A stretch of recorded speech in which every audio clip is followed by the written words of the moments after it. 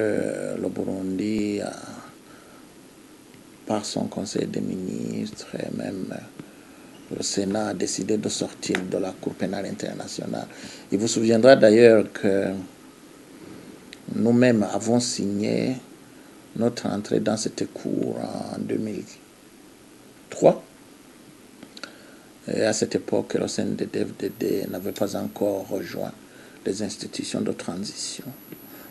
Il vous souviendra également que le CNDD-FDD se plaignait de ce que les différents gouvernements ne se souciaient pas d'eux, n'étaient pas intéressés de résoudre les problèmes liés à la sécurité, à la politique burundaise, et surtout n'avaient pas accordé suffisamment de place pour ce mouvement là-bas. En entrant dans cette CPI, en signant notre adhésion comme pays, nous pensions que c'est une démonstration à la communauté internationale, au Burundi et en particulier au sein de DFDD, que notre gouvernement s'inscrit dans la logique du respect des droits humains et surtout de résoudre les questions liées à la sécurité et même à la bonne gouvernance politique au Burundi en nous référant à l'accord d'Arusha. Cela a été notre pivot, même dans les négociations que nous avons eues avec eux. Nous pensons qu'ils étaient contents parce que même quand ils ont rejoint les institutions et même quand ils ont eu leur candidat à la tête de l'État, ils ne se sont pas pressés de sortir de cette cour. La situation a beaucoup changé quand eux-mêmes ont commencé à connaître des problèmes par rapport au troisième mandat entrepris par le président de la République, Pierre Nkurunziza.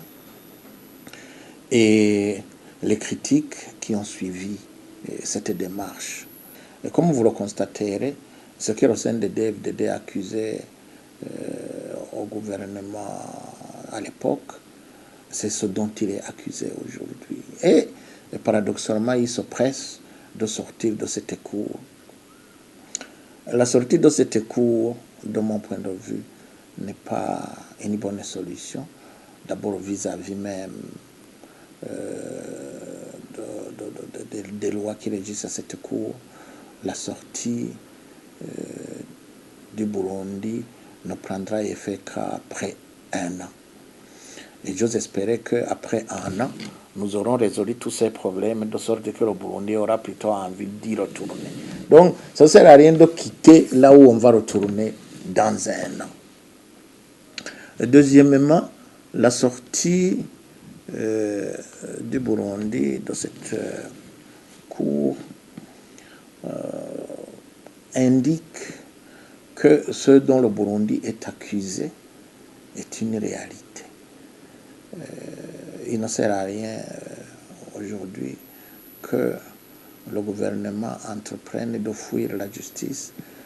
Plutôt, il devrait se référer à l'exemple kenyan et que tous ceux qui seraient interpellés par cette cour y aillent pour leur défense, parce qu'en fin de compte, à moins qu'ils se cherchent leur petit monde, je ne pense pas que le Burundi va pouvoir éviter cette démarche entreprise par la communauté internationale.